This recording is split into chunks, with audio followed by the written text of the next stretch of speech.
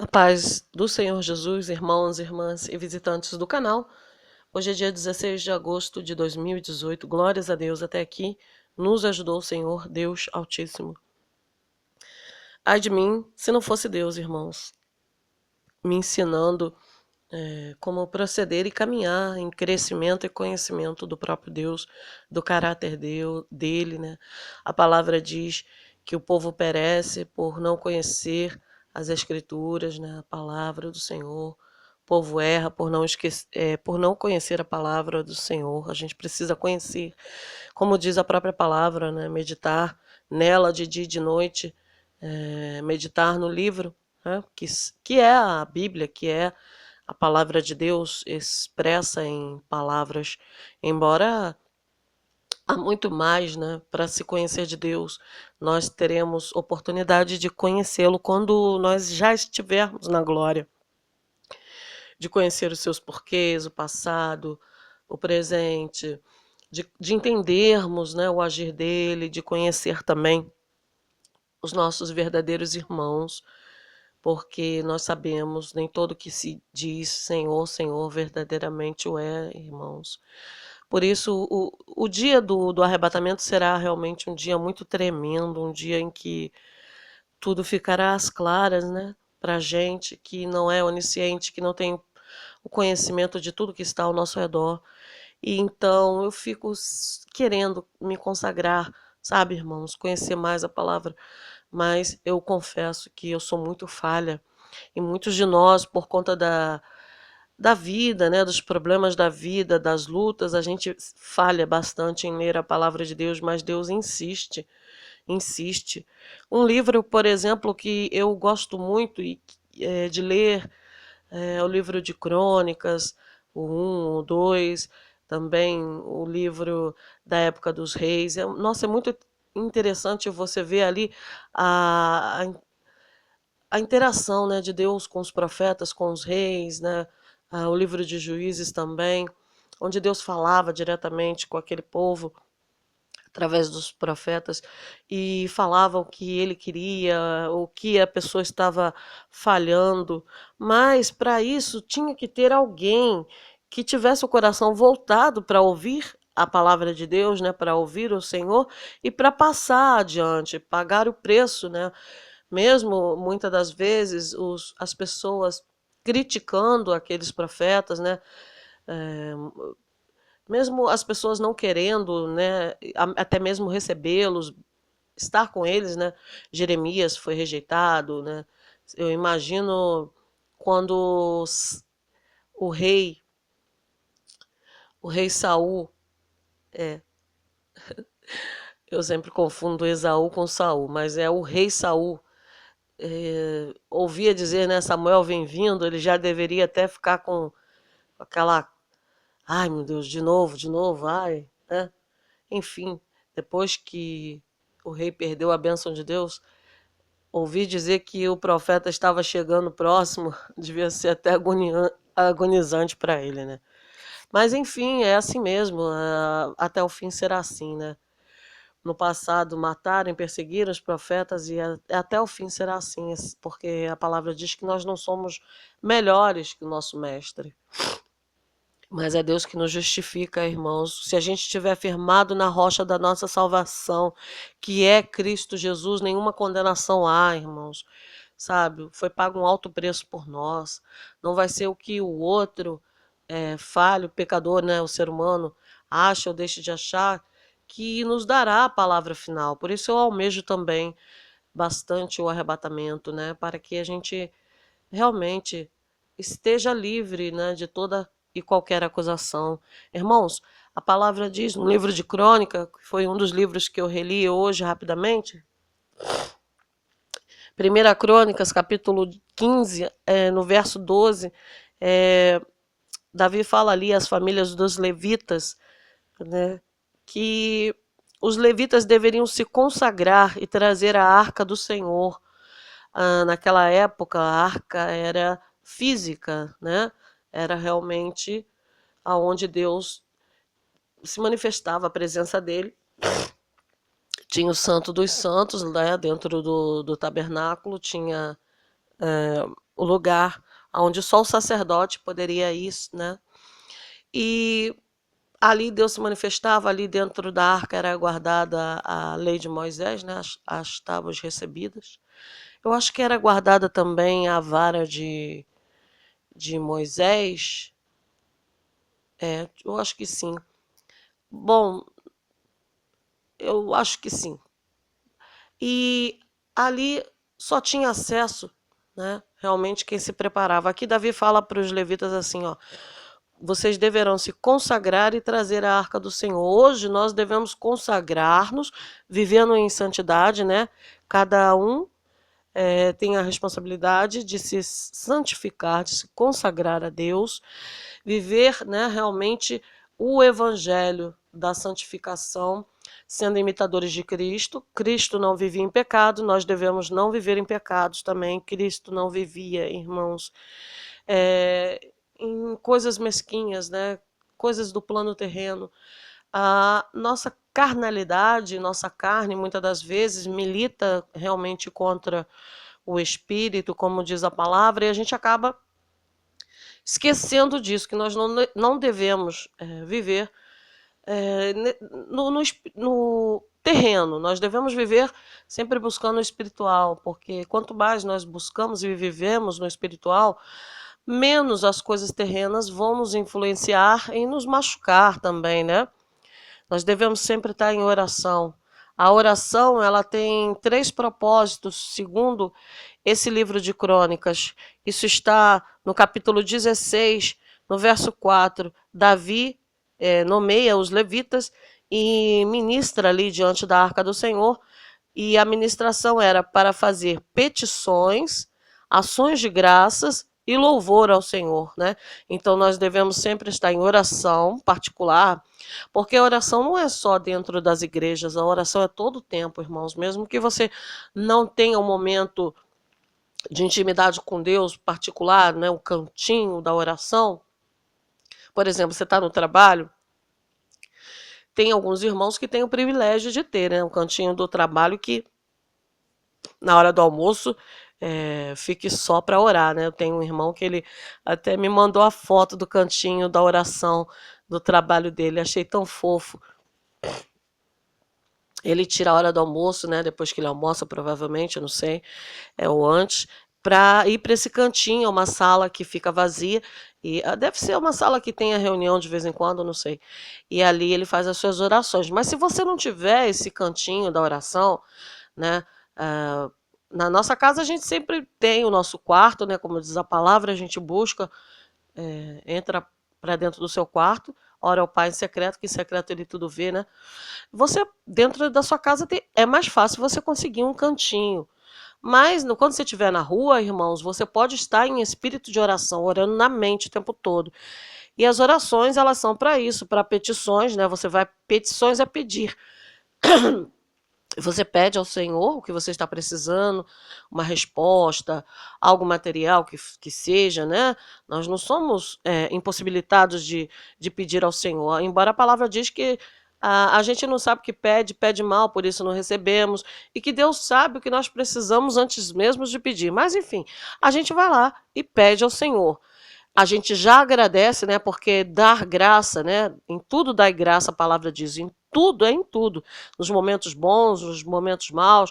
Nos momentos bons, glórias a Deus. Nos momentos maus, glórias a Deus, porque Deus está nos moldando, nos capacitando, nos ensinando, né? E louvando ao Senhor. Louvar, eu gosto muito de louvar ao Senhor. No meu particular, eu faço minhas cançõezinhas.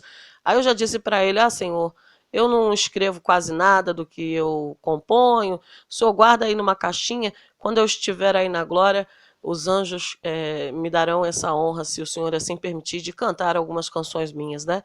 A mais recente que eu fiz foi ontem, acho que foi ontem. Na verdade, eu só fiz só um pedacinho que me veio a inspiração e era assim: tananana, tanana, o céu me espera. Tananana, tanana, é lá que eu vou morar. Tananana, tanana, o céu me espera. Tananana, Eu vou me ataviar. Bom, é para vocês entenderem a melodia, né? Eu não tenho ainda conhecimento de tocar violão, né? Senão eu fazia um violão para um solozinho de violão para vocês verem que melodia bonitinha, né? Mas deu para entender, né? Eu acho que deu para entender com esse tananana aí. Bom, enfim, foi. E eu fico assim, né? Voando, né? Nas asas do espírito, como diz aquela canção, né? Vou voar em direção ao céu de Cristo. Ah, não. É... Essa é do Marco Aurélio. A outra é oh, meu Deus, misericórdia, esqueci o nome daquela cantora. Esqueci, irmãos, que fala né, voar nas asas do Espírito. Mas vocês podem achar no YouTube aí essas duas canções. Então a gente fica louvando ao Senhor, cantando.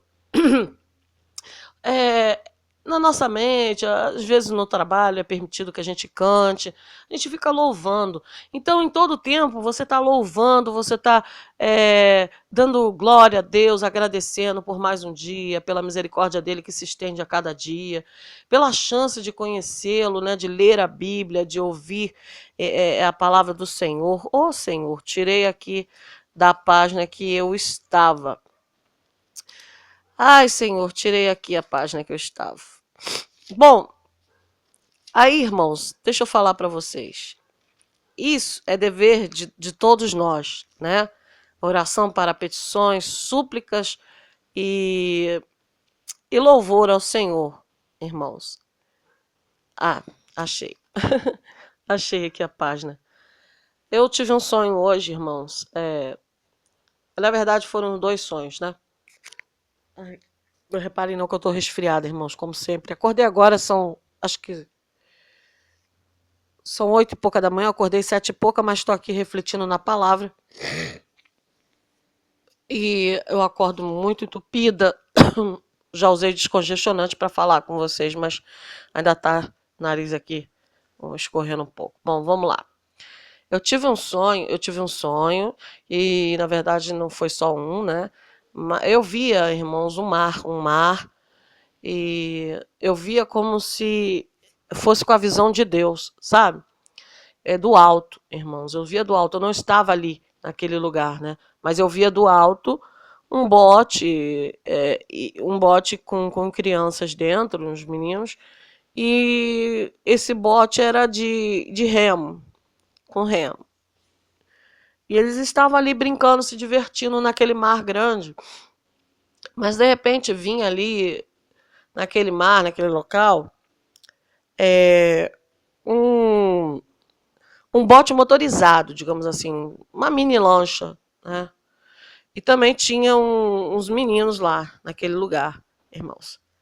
Aí, aqueles meninos que estavam naquele motorizado passavam e zombavam daqueles outros meninos que estavam no bote a remo. E eles passavam jogando água, passavam rápido jogando água, zombando aqueles meninos, né? E aqueles meninos estavam falando, não faz isso, que o nosso bote você vai nos derrubar, né? Porque cada vez que jogava água, o bote, que era daqueles meninos que estavam sem remo, estavam com remo, né? Ia enchendo. E estava arriscado eles afundarem. Mas os meninos que estavam na lancha, né, no bote com digamos assim, uma embarcação melhorzinha, eles se divertiam jogando água no outro. Eles sabiam que eles estavam fazendo mal, mas eles se divertiam, eles não queriam parar. Até o momento que aquele bote dos meninos que estavam passando aquele perigo, né, sem remo, eu não sei se eles tinham remo ali, mas eu acredito que eu não vi eles com remo, não. Também o remo não daria vazão, porque a outra embarcação era muito rápida comparada com eles. Encheu demais e virou. E aquele bote que estava fazendo aquilo com eles, né, eles deram meia volta e viram o que tinham feito, né, mas não socorreram. Eles, como se eles estivessem voltando para a enseada, como quem diz assim, não vamos fazer nada, vamos sair daqui, talvez para não receber a culpa. E eu vi aquilo tudo de cima. E eu entendi, irmãos, que assim caminha a humanidade. Além de não fazer o bem para o próximo, ainda faz o mal. Não pode ver os outros felizes, né? Porque esse bote dos meninos que usava remo, né, um bote simples, eles estavam felizes, eles estavam se divertindo, mesmo naquela embarcação pobrezinha. E os outros que tinham uma condição melhor se divertiam em fazer o mal. E não socorreram. E eu via do alto, irmãos. Eu fiquei, quando eu acordei, pensando, é Deus vendo a malignidade do ser humano, porque aquele mar, né, mar em profecia representa povos, línguas e nações. Então representa ali o ser humano, além de não fazer o bem ao próximo, ainda se diverte fazendo mal, né? Até o limite, até mesmo a levar à morte. Esse foi um dos sonhos que eu tive. O outro sonho que eu tive, o Senhor me deu a palavra, né? Irmãos, eu não sei se vocês lembram, mas uma vez eu tentei fazer uma explanação daquela palavra que fala sobre o milagre do Senhor, da multiplicação dos pães e dos peixes, né, alimentando multidões. Ali era, se eu não estou enganada, era 5 pães e 2 peixinhos, né? E eu entendo que o pão, como representa a palavra, alimento, né? Representa ali a velha aliança, né? O alimento que o Senhor deu na velha aliança, unido à nova aliança, que é os peixinhos, né? É um dos símbolos do cristianismo, é os peixinhos. E como são 2000 anos de cristianismo, podemos dizer que são 2 peixinhos, né? Então ali aquele milagre era simbolicamente a união entre o velho e o novo, alimentando multidões, né? Eu creio que eu esteja correta no que eu estou dizendo, porque da outra vez eu confundi tudo, né? Falei, ai, bom, enfim. Então, quem acompanha o canal lembra que eu tinha falado sobre isso. E eu tive um sonho hoje que eu via, ou achava, tipo um achado arqueólogo, irmãos.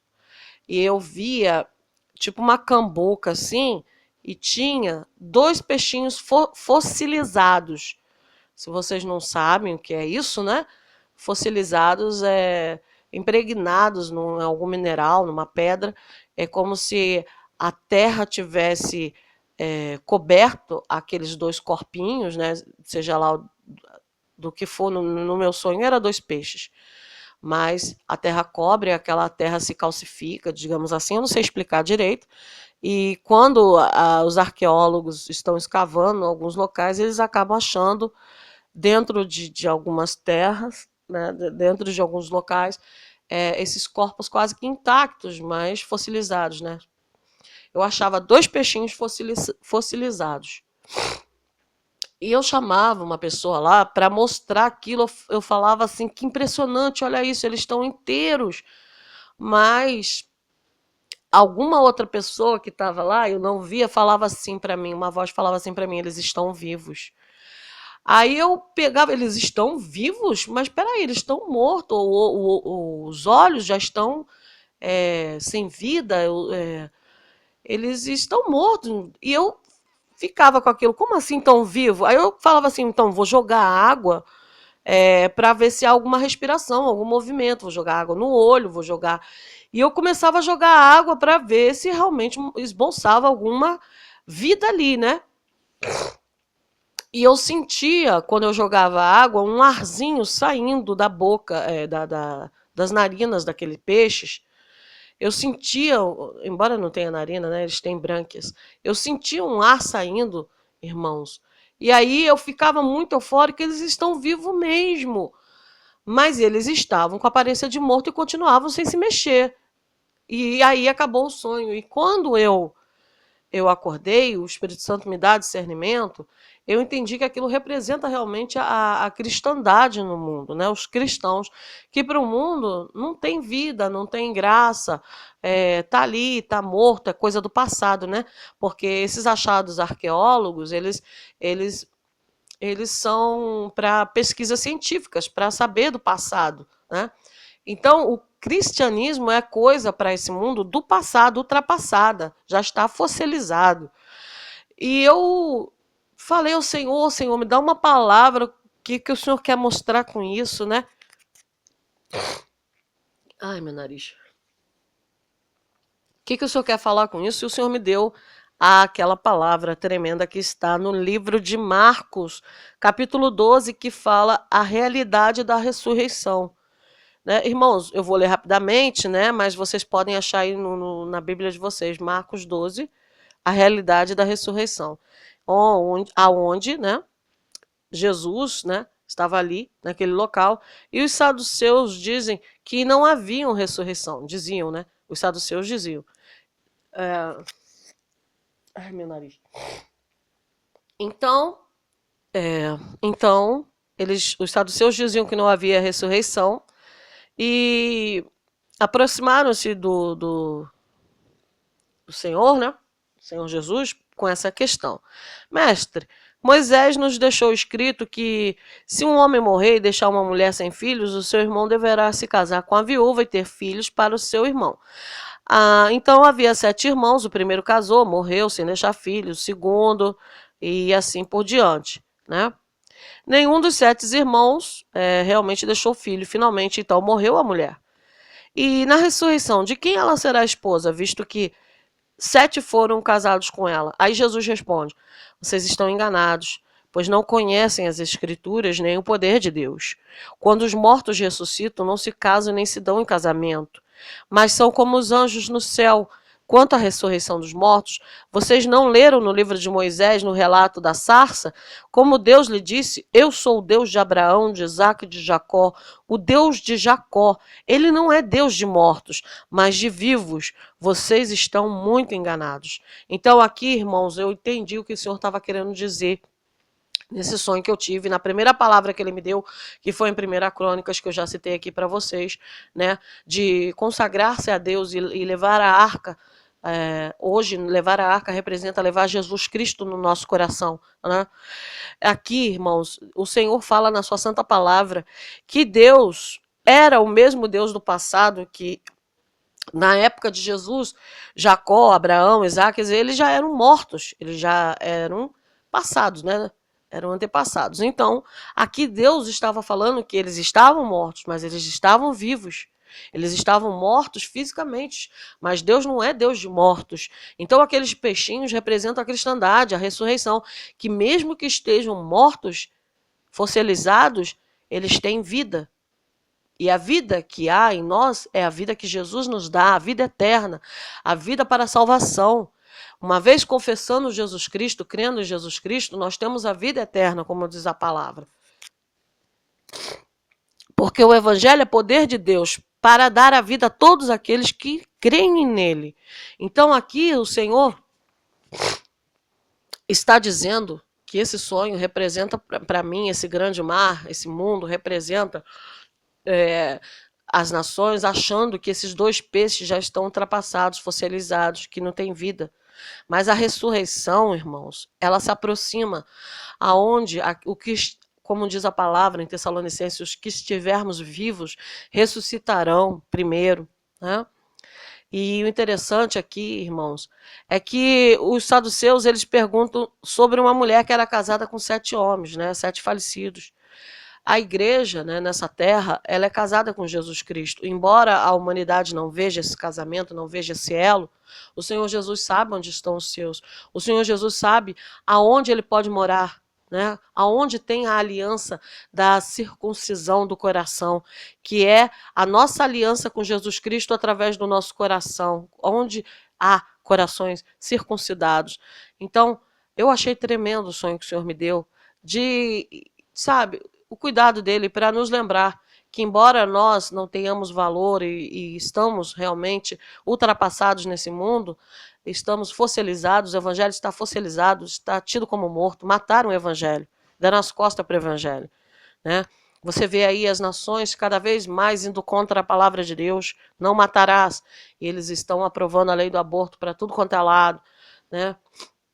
Você vê a corrupção, todo mundo furtando, você vê a degradação moral da sociedade como um todo, não só da sociedade aqui no Brasil, mas a sociedade em todas as nações, todas as sociedades estão em degradação. E a terra está gemendo, né? A natureza está gemendo, espelhando a ressurreição, né? A terra geme em expectação da revelação dos filhos de Deus. E os filhos de Deus serão revelados no dia da ressurreição, no dia do arrebatamento, porque é uma coisa unida à outra, né? Vem a ressurreição e em seguida nós, o que estivermos vivos, seremos levados aos ares pelos anjos para encontrar com Jesus Cristo. Então, guarda essa palavra no coração. Deus é Deus de vivos. Embora todos achem que nós estamos mortos e fossilizados, Deus cuida de nós, amém? Muito obrigada, né, por vocês me ouvirem até aqui. Leiam a palavra de Deus, leiam Marcos 12, a realidade da ressurreição, reflitam, não deixem de ler, se consagrem, tá? Tirem um tempo para Deus a cada dia, a cada manhã. Amém? Glórias a Deus.